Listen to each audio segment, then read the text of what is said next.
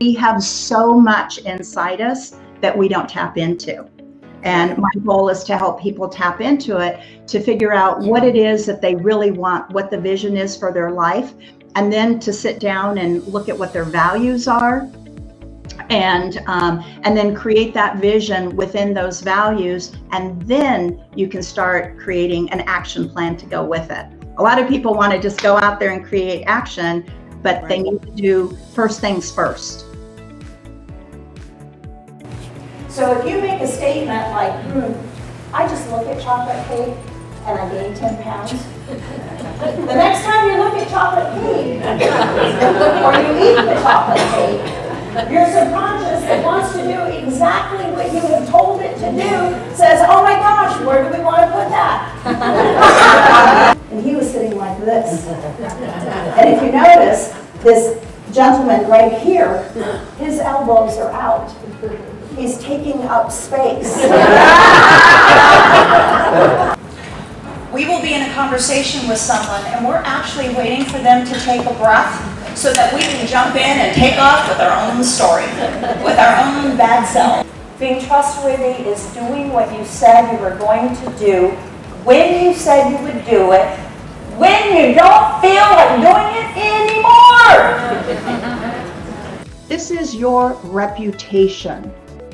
This is your business. You are an ink in and of yourself. What do you want that reputation to be? What a leader does is they know what their vision is, and then everything that comes up, they go, will this get me closer to my vision or further away? And then once you have a clear vision, you need to be able to present that to the team. And to present it in such a way that they say, I'm in. I want to walk side by side and help bring this to fruition. The company had their own mission statement, but the office created their own. The team came together and created their own. And when they did that, they owned it. I said, we have a choice. We can curl up in a fetal position in that corner and cry like a baby, or we can take a step forward and say, what do we need to do? That center ended up becoming the #1 center nationally within the company, using all of the company's metrics, which included profit. Think in terms of possibility. So you don't go, that won't work, that can't happen. You look at it as, how can we make this work? What can we do to make this work? And understand that you did the best you could do in that moment with what you knew. But now you know more. So what would you do that's different? But this was the beginning of people starting to look at each other and communicate and say, ask questions like, how does what I do affect what you do? How can I make it better for you?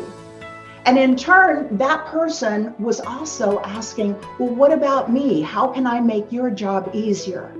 What has to happen is that we become conscious and that we become aware of the self-talk that we have. You start with that intention. You think of what's the end result that I want, and you work backwards. And then when you're communicating, you verify that the person you were communicating with heard what you intended to communicate. You can say, could you give me an example of that?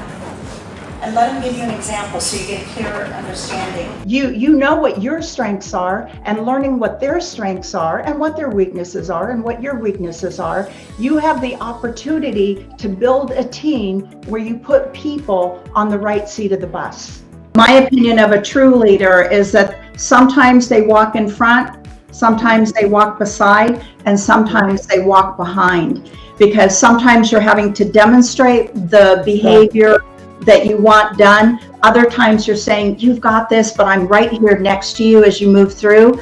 And then other times you stand behind and they're the ones that are leading. They have become leaders in and of themselves. And so now you're back here.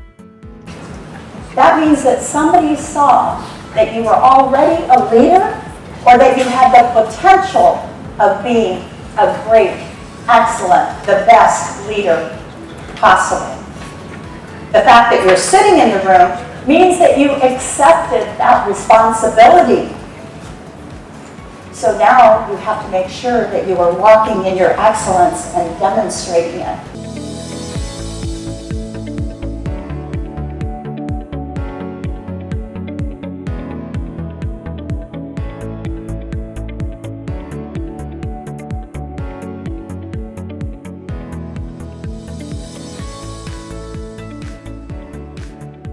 So I invite you to step into your excellence, whatever that is.